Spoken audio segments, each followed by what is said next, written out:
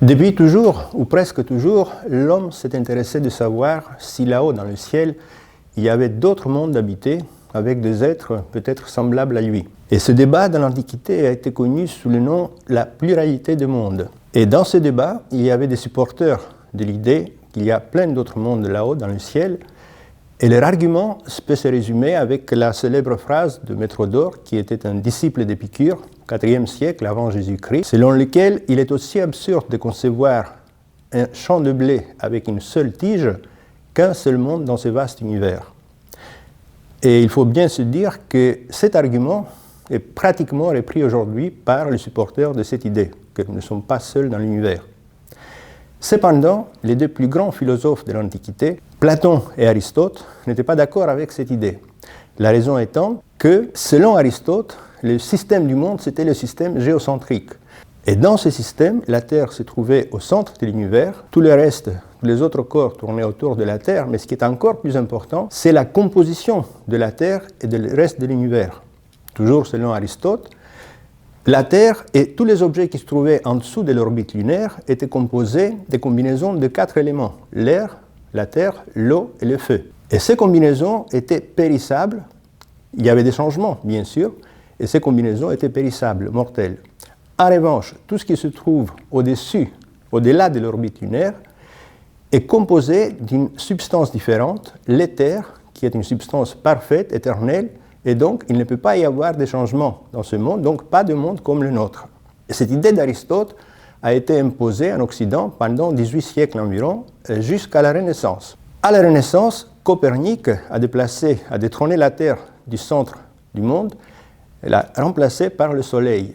Et depuis, on appelle ce principe selon lequel la Terre ne se trouve pas au milieu et notre position dans l'univers n'a rien de spécial, de privilégié, le principe copernicien ou principe de médiocrité. Plus important encore, le fondateur de la science moderne, Galilée, grâce à ses observations, a montré que le monde au-delà de la Lune n'est pas aussi parfait que cela. Par exemple, à la surface du Soleil, il y a des taches qui changent de position. Et Newton, avec sa théorie de la gravitation, a montré que les mêmes lois qui sont valables ici-bas, sur Terre, sont aussi valables là-haut, dans l'univers. C'est pour la même raison que la pomme tombe de son arbre, que la Lune tourne autour de la Terre.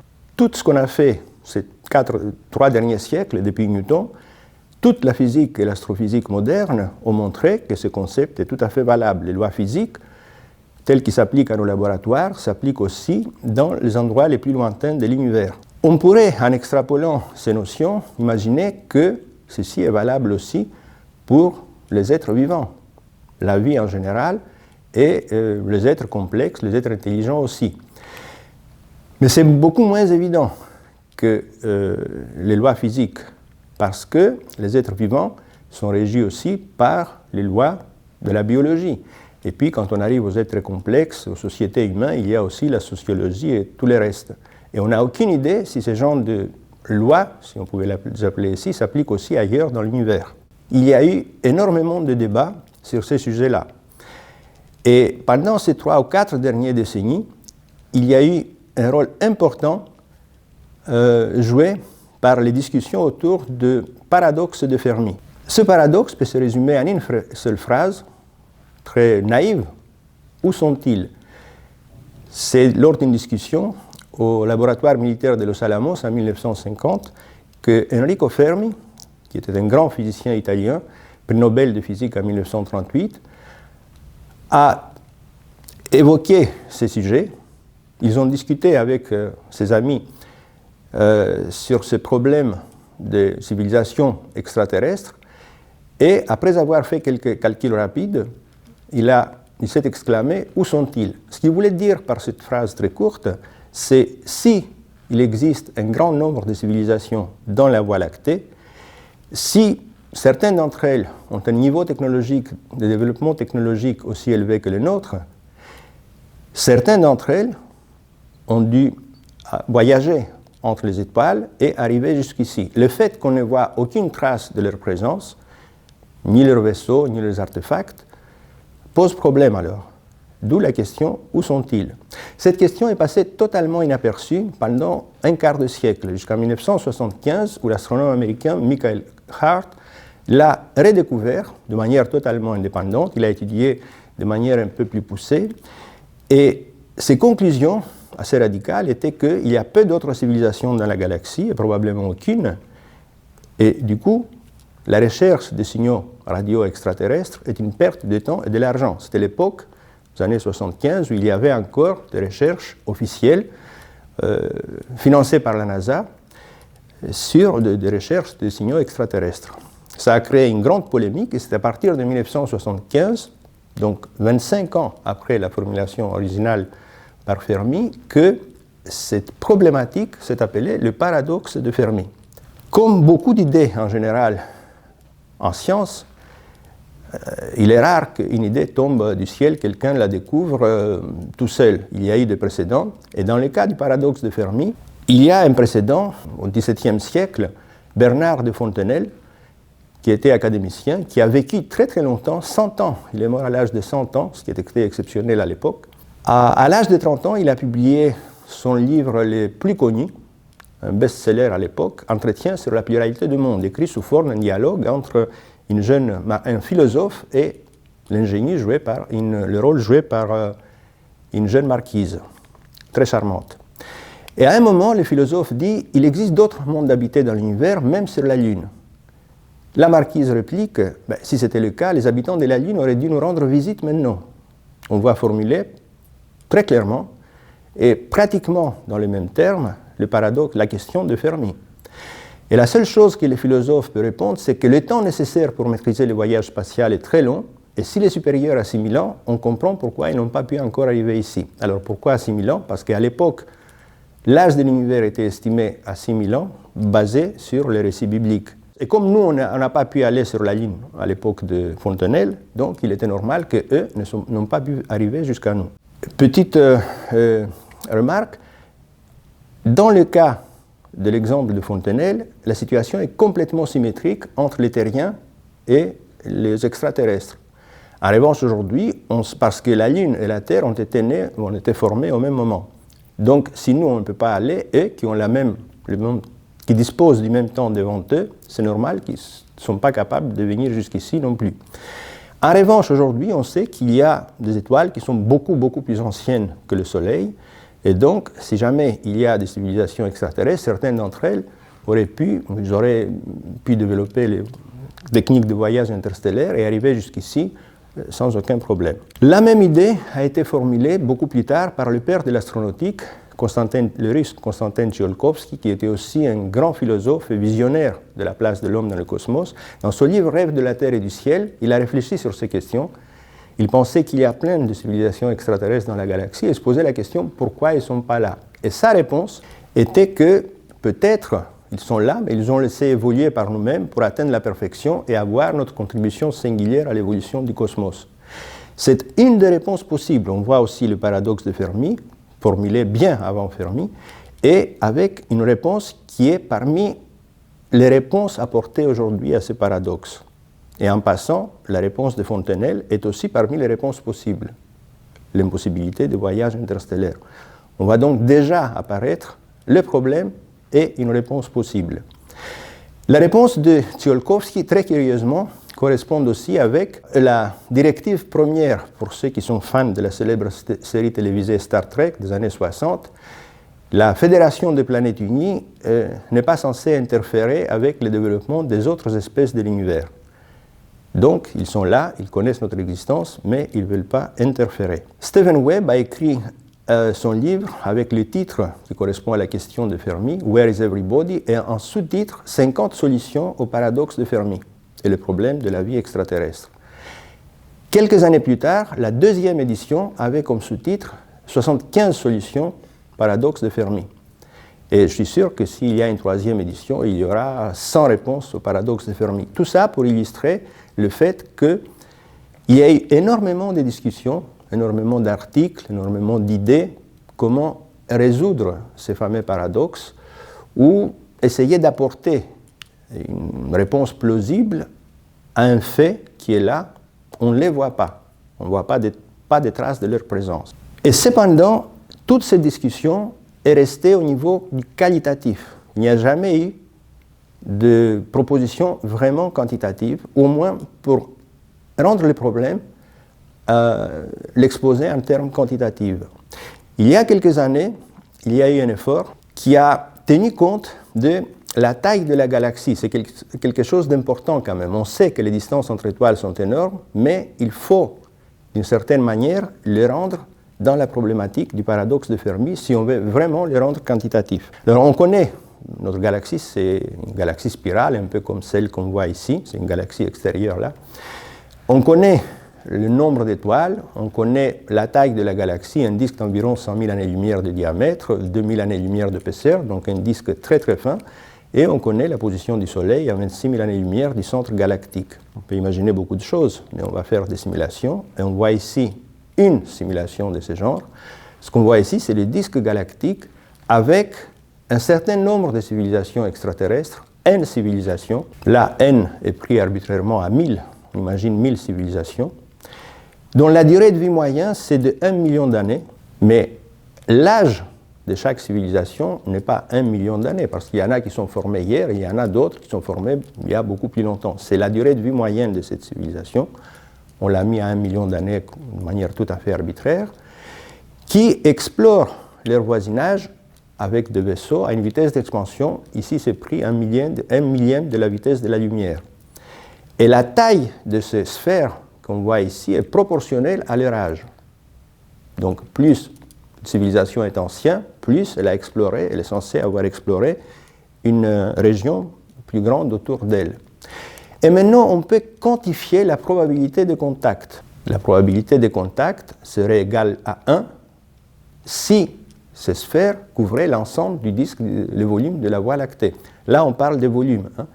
Ici, on voit la projection sur le plan, mais en réalité, c'est le volume couvert par l'expansion de ces sphères d'influence, on pourrait les appeler.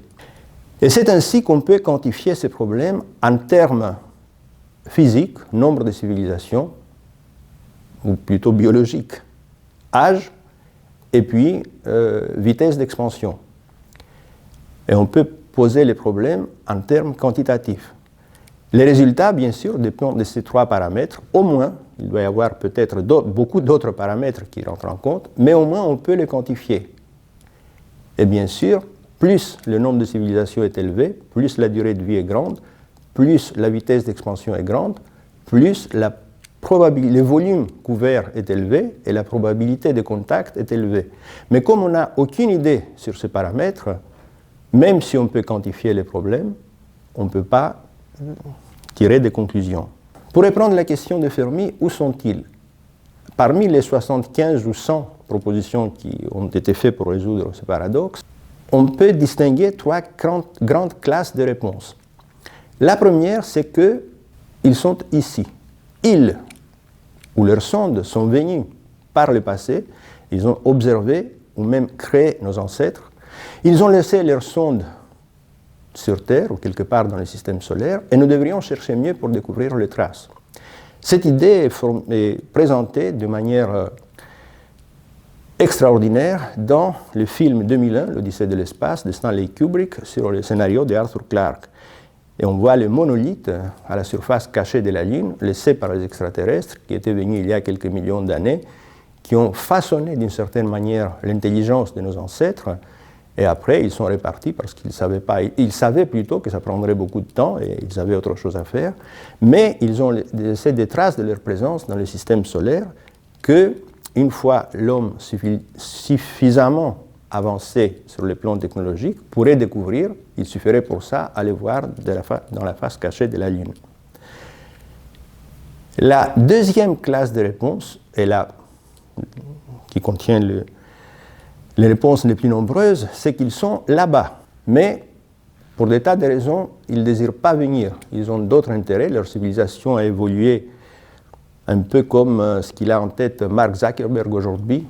Réalité artificielle, le métaverse, ou alors ils font simplement de la méditation transcendantale. En tout cas, ils ne s'intéressent pas. Ou bien, ils ne se manifestent pas. Ils connaissent notre présence, mais pour les raisons, par exemple, qu'a imaginé Tsiolkovsky, même s'ils sont venus jusqu'ici, ils ne sont pas manifestés. L'ensemble de ces réponses, et il y en a plusieurs dans ces genres-là, sont de nature sociologique. Donc on peut discuter, on peut débattre éternellement, mais on ne connaît rien, on ne connaît pas la sociologie des civilisations extraterrestres. Alors il y a une deuxième classe de réponses qui sont plus sur le plan biologique, c'est qu'ils sont rares, le nombre est très faible. Et là on apprend quelque chose sur l'évolution de la vie. Est-ce qu'il peut arriver jusqu'au niveau de l'intelligence? Est-ce que c'est quelque chose de fréquent ou de très très rare?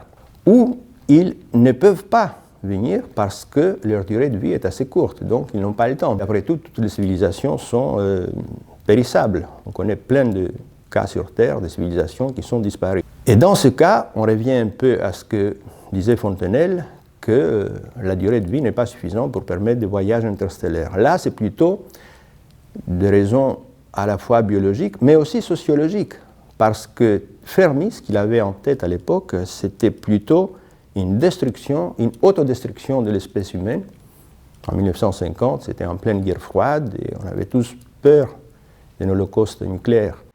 Et on pourrait penser effectivement que au moment où une civilisation arrive à maîtriser la technologie qui lui permettrait de voyager dans l'espace, mais il n'arrive pas à maîtriser complètement le nucléaire et donc il disparaît.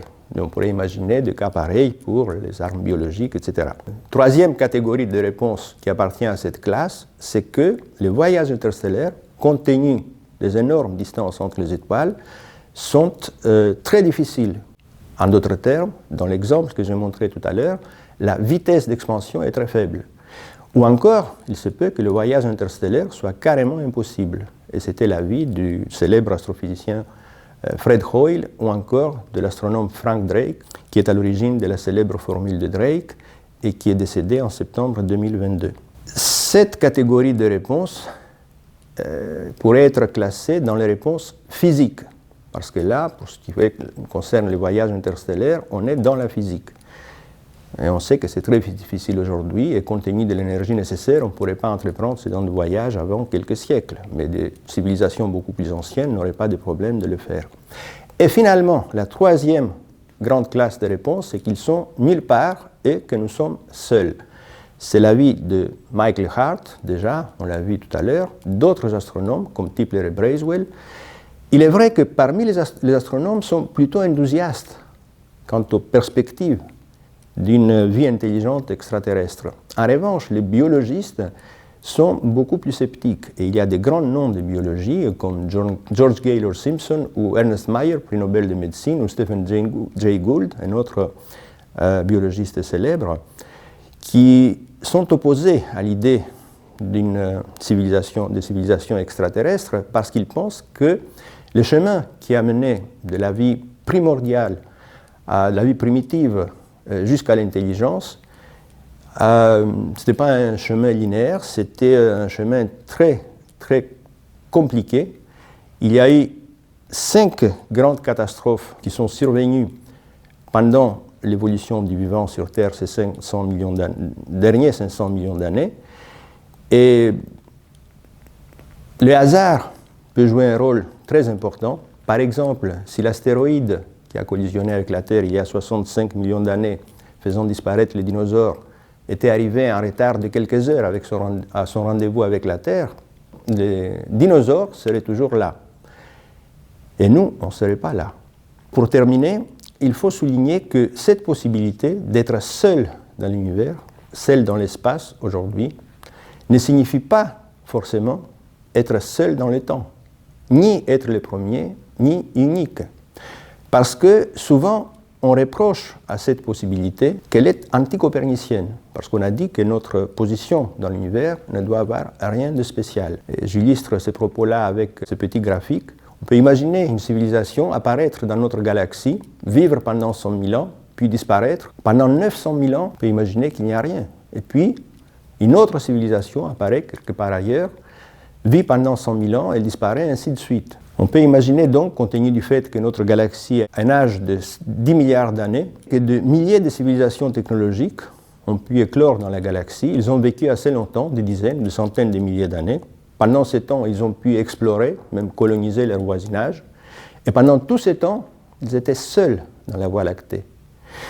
Et puis, elles sont parties, elles ont disparu, sans pouvoir communiquer avec d'autres, ignorant que d'autres les ont précédées, et sans savoir si d'autres allaient leur succéder. C'est un scénario tout à fait possible, je ne sais pas s'il est plausible ou pas, mais en tout cas, il faut rester aussi avec cette possibilité, et on peut se demander, paraphrasant un peu Fermi, qui avait demandé où sont-ils? Sont-ils vraiment? S'ils ne sont pas, il faudrait se préparer à l'idée d'une solitude cosmique. Mais dans ce cas, ça signifie que nous représentons quelque chose de très précieux dans l'histoire de l'univers, puisque très rare, et il faut faire tout ce qu'on peut pour préserver cette forme de complexité développée dans la galaxie, et en commençant par prenons soin de notre planète.